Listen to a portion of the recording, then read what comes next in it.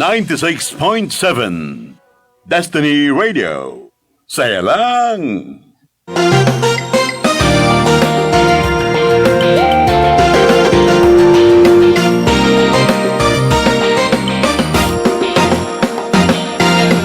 .7 Destiny Radio. Kasama nyo ngayon ang inyong Kuya Carl. Ay, grabe naman talaga ngayong panahon. Hindi ko maintindihan kasi umaambon kanina, tapos biglang uminit, tapos ngayon parang lumalamig-lamig na. Hello sa mga ka-Destiny nating nanonood dyan, hindi lang sa ating Facebook Live, pati nakikinig po sa atin sa radio, sa 96.7 Destiny Radio, sa ating Zeno Radio online. Yan, pwede nyo pong i-check kami online na kami po makikinig nyo. Worldwide. Yan, sobrang kasi mataas ng reach ng ating At sa mga nakikinig po sa atin dyan sa kahit saan man sa mga replay po namin dito sa YouTube channel po namin, paki-subscribe na lang po at paki-like po ng aming videos. Nang kami po ay yumaman na. Yan, kami po ay magkaroon na ng pera. Yan, pero syempre naman ngayon, meron tayong bagong, sorry, nagulat ba kayo? sorry. Nagulat ba kayo? Ngayon meron tayong bagong confession. And syempre, sana sa mga nakikinig po dyan, maging sensitive po tayo ngayon kasi ang ating pong pagkwekwentuhan ay isa sa mga sensitive matters at hindi gaano siyang na-emphasize sa mental health ng mga tao. At kung pag-iisipan niyo po yung mga lalo na pag nanganak ang isang babae sa isang family, it always happens sa may period of her life na magkakaroon siya ng ganitong moment. And hopefully, hindi naman mangyari sa lahat. Pero some of us experience this. O some of them pala. Sorry, hindi pala ako babae. Some of them experience this. And this is what we call the postpartum disorder. Yung, hindi ko alam, disorder ba yun? Postpartum, ano ba yun? Basta siya, depression siya. Postpartum. Yan, postpartum. Yan. Postpartum daw sabi dito. Postpartum depression, tama. Sabi daw, the time after childbirth when a woman's body, including her reproductive organs and other systems, gradually returns to pre-pregnancy state. Ito yung parang may depression kasi kasi nagbabago yung katawan. So nagbabago yung mga yung hormonal imbalance niya, nag-a-adjust na yung katawan niya. So let's hear an experience from our story today about postpartum. Yan, sana mga nakikinig diyan. Sa mga may balak dyan na magkaroon ng anak, yan. Kasama na nga pala natin ang ating bahaging technical na si Zihan Roy. Dumating na para makinig sa ating kwento kasi ang mangyayari sa atin ngayon ay baka kasi in the future si Zihan Roy ay mag-anak na.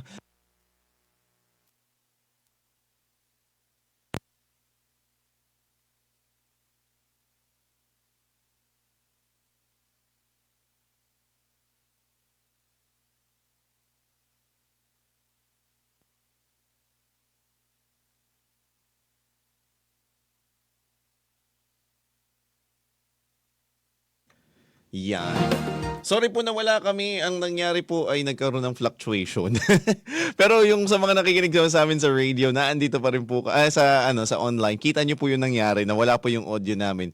Pero ngayon, we're back. Yan, yan sa mga nakikinig po sa atin, maraming salamat po sa inyo at nandiyan pa rin po kayo. Pero yun nga po, ngayon we're going to talk about something very serious at sana sa mga nakikinig po sa atin dyan ngayon ay sana ay okay lang kayo dyan sa mga magbabalak pong mag-anak at sa mga kalalakihan, sa mga may asawa dyan.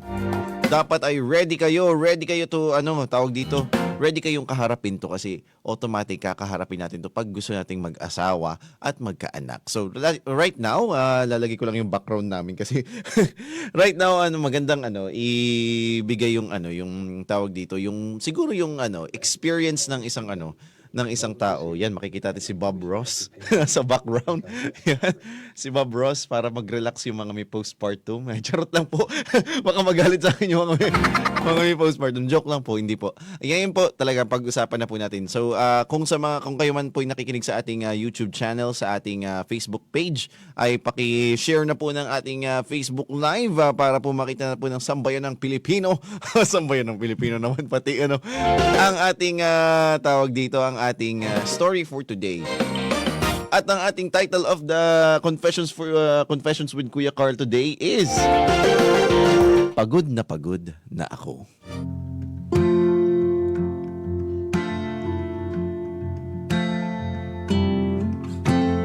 So right now, we have a story galing sa subreddit na may confessions ako. Maling grammar. May confession ako.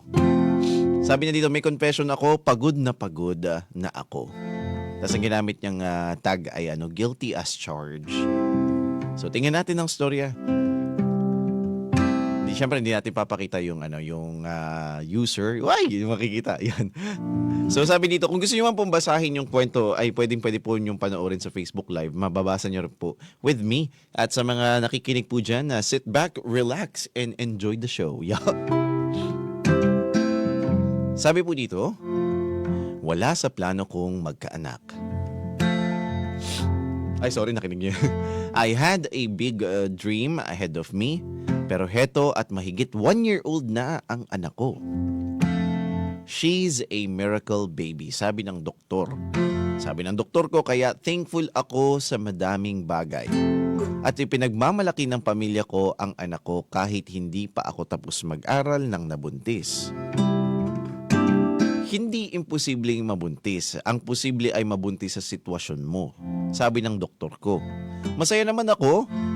Minsan pero hindi ko maiwasang maisip yung dating ako. Sabi dito, alam ko lahat ng nagkakaanak nagigrieve talaga sa old self nila. Pero ngayon pakiramdam ko ako lang yung ganito. Pakiramdam ko mag-isa lang ako. Ni minsan hindi naman siya nagising sa iyak ng bata sa gabi. No one takes postpartum seriously around me kaya ang hirap na hirap ako. Gusto kong magpa-therapy pero wala naman pambayad. Wala akong katulong na mag-alaga sa bata tapos lagi akong nakakarinig sa partner ko ng maswerte ka nasa bahay ka lang. Maswerte ka meron kang ako. Ha? San ako naging maswerte sa pagkakaroon ng kagaya mo hindi mo nga ako matulungang mag-alaga? Maswerte ka, ganito, ganyan, bla bla bla. Oo, maswerte ako pero hindi ko na kaya yung pagod at lahat ng masakit na ibinabato sa akin. Maswerte ba yung after kong manganak at lumabas ng ospital? Ito medyo sensitive tong part na to, natin to, i-bleep up natin to. Yan, kasi parang ang nangyari dun sa sa story, parang sila nung partner niya ay parang tawag dito. Nagkaroon ng moment, ng intimate moment kahit kakapanganak lang, which is hindi maganda sa totoo lang. Kasi kakapanganak lang. And sabi niya dito, medyo siguro dahil kaya ganito yung kanyang naisulat ay talagang masakit talaga yung talagang dinirect na niya. Sabi niya pa dito, ngayon lang naisip ko puro mamatay na lang. Pero alam kong hindi yun ang sagot. Postpartum depression siguro, hindi ko alam at hindi ko malalaman. Masusumbatan ako tapos mag-aalaga ng bata 24/7. Gumising ng maaga para makapagluto ng pagkain. Wala akong ambag financially pero sa lahat sa bahay ako ang gumagawa. Ubus na ako. Uuwi na ako sa mama ko. Hindi ko na kaya. At wala na akong balak bumalik sa kanya. I just feel like I want to pagkasama ko siya. I don't need judgment or criticism. Yan, kung mababasa niyo po yung storya ng buo, grabe po. Yan sa mga nanonood po sa Facebook, kung makikita niyo po yung storya, sobrang talaga, sobrang bigat talaga. Kasi kita mo, kahit sa pagta-type pa lang niya, hindi siya, kumbaga parang hindi niya ng maayos yung kanyang gustong sabihin. Hindi niya maisulat ng kasi nga, gawa nung nararamdaman niya. And I understand the feeling kasi grabe mga ka-Destiny. Meron talagang mga taong dumadaan talaga sa ganito and hindi ito madali bilang Tapos, hindi ko alam kung bakit kasi hindi ko alam kung bakit yung partner ng mga to. Oo, nagtatrabaho kayo ng sobrang hirap. Pero tingnan nyo naman yung mga asawa nyo. Di ba yan yung mga minahal nyo? Tapos, yan yung mga pinaglaanan nyo ng oras, niligawan nyo, nagbibigay ng ligaya sa buhay nyo. Tapos ay sasabihan mo pa ng gano'n, susumbatan mong ganyan. Kung ikaw ay lalaki, kung makinig ka ng Big Boy Chat ni DJ Jiro, dapat ikay maging marangal. Dapat kaya mo rin magsakripisyo. Normal ang sakripisyo mo bilang lalaki para protektahan ang babaeng minamahal mo. Lalo pa ang nanay ng anak mo. Tingnan natin yung mga comment. Sabi dito, yakap ng matindi sa'yo, OP. Alam kong ayaw mo ng advice pero may mga nagmamahal sa'yo. You're doing great, OP yan. Kung ako mag-advise kayo, OP, oo nga, umuwi ka muna sa magulang mo para may katulong ka sa iyong hindi ko alam yung background ng family niya pero feeling ko kahit ano man yung background ng family, meron kang masasandalan. Kasi ang hirap eh. Kasi ito yung sabi nito, yung inano kanya right after manganak at CS pa, Diyos ko, he's not a good person. I'm getting bad vibes. This is so sad. Oo, yung asawa, grabe. Naku, hindi ko alam kung sa pag-aasawa, part yung yung sex life, part yung yung pagiging intimate. Pero tandaan nyo, na galing operasyon yung asawa nyo. Bakit ganun? Kumbaga, nandyan si Mariang Palad. Hindi, kumbaga, yun sabi ni CEO. Naku, maawa ka man lang sa asawa mo. Paabuti mo man lang ng 3. Oo, madami ako nakinig na kwento na ganito na syempre, bilang mag-asawa, syempre kakapanganak lang. Yung tipong yung asawa talaga na lalaki, hindi nakakatiis. Hanggang umabot ng parang ng 3 buwan. Parang yung pinaka kong nabasa ay 3 buwan na siyang parang hindi pinagbibigyan ng asawa niya kasi kakapanganak lang tapos nag-aalaga, pagod sa pag-aalaga sa So parang binigyan na siya ng go signal ng asawa niya after 3 months. Pero sa totoo lang naman, kung ano man ang isipin ng tao sa lalaki, malaking bagay kasi yun sa lalaki yung ganun yung intimacy. Malaking bagay yun sa lalaki lalo na pag may asawa kasi kumbaga parang nagiging kasing yun yung moment niya with the wife, the person, yung soul bond nila. Pero yung iba kasi masyado lang talagang manyakis. Kahit sa asawa nila, yung iba din naman ay talagang ako hindi ko rin masasabing ako'y mabuting tao sa mga ganitong kasi syempre lahat ng lalaki may urges talaga. And yung mga ganitong yung kaso talaga yung nakita mo yung asawa mong mga anak. Yan. Sa mga lalaki, ini-encourage ko po kayong panoorin yung inyong mga asawang mga anak doon sa loob ng emergency room o kaya doon sa sa operating room. Panoorin niyo po yung asawa niyong mga anak. Para po makita niyo yung yung sakit. Tapos yung pinapatry doon sa mga lalaki, yung nilalagay na kuryente para ma-experience mo yung pain ng asawa mo. Yan. Tandaan nyo hindi lang tapos doon yung pain ng asawa nyo. After pa yung healing process pa, ay masakit na nga yung na-experience silang panganganak. Yung healing process pa, masakit din. Tas CS pa. Sa mga hindi po nakakaalam ng CS, yung po ay cesarean. Yan. Cesarean sa surgery. Yan. Sabi dito, yakap na mahigpit OP, tama yan, uwi ka sa mama mo. Sobrang red flag na ginalaw ka niya days after mo manganak. Unahin mo ang sarili mo at anak mo. Iba ang hirap ng mga nanay. Kay working mom or stay-at-home mom, hindi dapat minamaliit ng kahit na sino. You will get through this. OP, strong ka, yakap uli. Yan. Sa panahon po ng pagiging guro ko, madami po akong naging ka-teacher na nakikita ko na dumadaan sa ganito. Lalo na pagka after nila magpanganak, then kakabalik lang nila after maternity leave. And I make it to a point na andun din ako para sumupport sa kanila. Lalo na pag nahihirapan sila o kaya mamaya. Kasi bigla-bigla na lang sila mag-e-emote. Bigla na lang silang iiyak, bigla nilang maiisip, hindi naman ako dati ganito, ganyan. And you have to be supportive. Sa mga, sa mga asawa po, nagtatrabaho kayo, nakakapagod yan. Pero, wag na po nating isumbat yung ating pagtatrabaho para lang po masabihan mo ng masama yung iyong asawa. Tandaan mo, asawa mo yan. Hindi ka nangungonsinti sa kung hindi ka nagtotolerate kung gagawin mo yon, yung parang sasabihin mo sa kanya na ganito, swerte mo, ganyan. Masama yun, masakit yun. Kasi may pinagdadaanan na siya ay mo pa, ida-down mo pa. And sa mga Sa mga sa mga lalaki diyan na may kakapanganak lang na asawa, be sensitive to your wife. Kahit anong ugali ng inyong asawa. First and foremost, ay pinakasalan nyo sila or inanakan nyo sila, yun ay pinili nyo. Pinili nyo yung taong yun para mag-bear ng anak nyo. Kung hindi man, kung anong ba, biglaan man or aksidente, you made the choice. Nagtalik kayo, tapos nangyari, nagkaanak kayo, yan, you made the choice, you have to be responsible. Always have the time to take care of your wife, your girlfriend, or your live-in partner. Kasi they're going through very tough times. Very hard times, lalo na pagkakapanganak lang.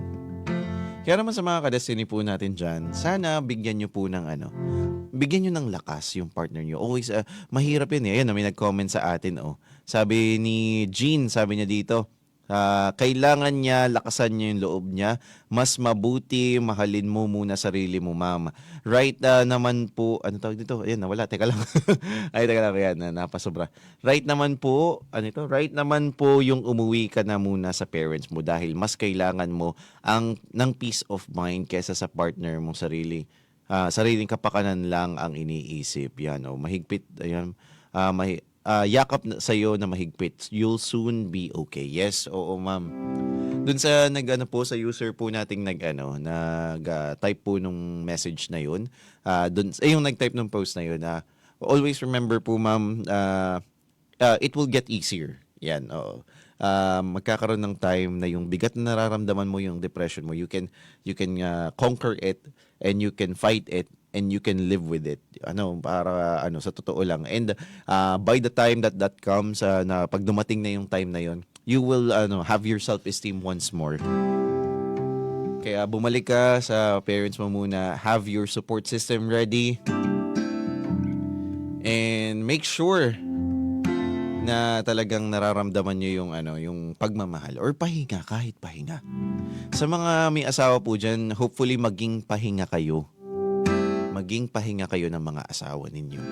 Oo, pagod kayo kakatrabaho, pero dapat pagdating nyo doon sa inyong mga kabayan, sa inyong pagharap nyo sa inyong mga katipan, o mga live-in partner, dapat kayo ang peace ng isa't isa.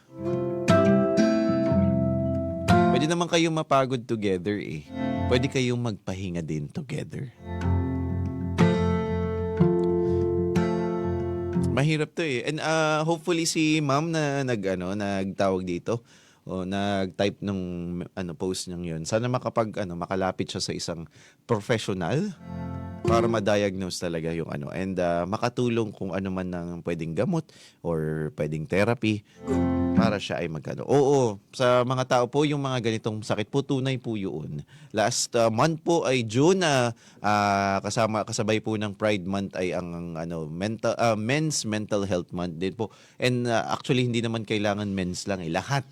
Mental health natin ay talagang I've been through that yan. Oo, nagkaroon na rin po ako ng dati mga disorder.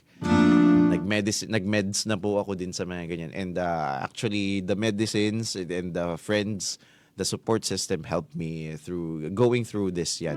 Kaya pag may nangyari po sa akin mabigat, hindi na rin po ako gaano natitinag because I always remember that I have God, I have my friends, I have my family, I have my loved ones. And most importantly, I have myself. And you have yourself. Support yourself. Kaya sa mga nakikinig po dyan, maraming salamat din po dito yung nagpayo. Yan, ito po, yan, may nagsabi po. Si Tito Luther, yan, Tito Luther, sabi niya dito, pray for yourself na i-guide ka ni Lord sa lahat ng decisions mo sa life. Surrender mo ang lahat ng struggles mo and burdens mo kay Lord. Magpakatatag ka, ma'am. Yes, totoo po yan. And honestly speaking, hindi ako nagpapaka-cheesy sa mga, alam ko may mga tao po iba't ibang paniniwala, iba't iba ang sinasamba, iba't ibang pero naniniwala po ako talaga na pag anytime na sa experience ko po, anytime na nagsusurrender ako kay Lord, lalo na pag meron akong pinagpupumulit na bagay na mangyari, pag binibitawan ko na siya at parang sinasabi ko na, sige si Lord na ang bahala, binibigay niya sa akin right away yung aking hinihiling na peace, yung aking hinihiling na kahit nga material, grabe si Lord. Kaya Hindi ko naman inaano na maniwala kayo kay Lord. Bahala na kayo kung anong gusto nyo. Pero syempre, always remember, I'm very happy that I have someone to lean on. Not only myself, not only my family, not only my friends, not only my special someone, but I have the Lord beside me. And kung hindi man kayo naniniwala sa ganung paniniwala, you still have yourself, your family, your friends. Ang pinaka-importante dun yung self.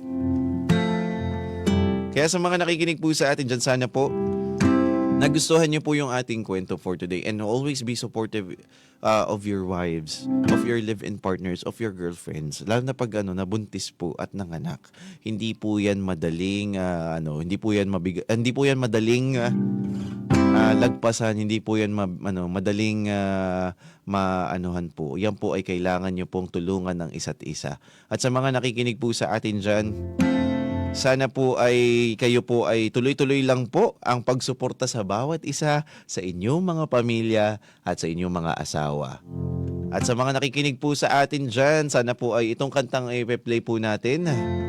Ayan, ang dami. Thank you po sa mga nag-comment. Sana po makarating din po to kay ma'am na Alam ko may nakikinig na dun sa Reddit na nakikita na ginagamit natin yung content. Pero syempre, hello po. At sa mga nakikinig po sa atin ngayon, hopefully, you will have the confidence again, ma'am. Sana makabalik ka. At sa mga nakakaranas po nito, at sa mga sa mga nanay po, bagong nanay, talagang mga kakapanganak lang, always be supportive of yourself, and also yung mga asawa po, be supportive. Hindi ko alam kung bakit ako paulit-ulit, kasi siguro dahil ako paulit-ulit dahil ang dami kong nakikitang ganito. Ang dami kong nakikitang nagkakaroon ng postpartum, and sana ay matulungan natin ang bawat isa. Kaya ngayon naman, iwan ko kayo ng kantang talagang magbibigay lang ng feels para sa mga nakadestiny natin dyan. Maraming salamat po sa mga nakinig po sa atin dito sa 96.7 Destiny Radio. This is another episode of Confessions with Kuya Carl. Kung nakikinig ka man sa YouTube channel namin, paki-subscribe na.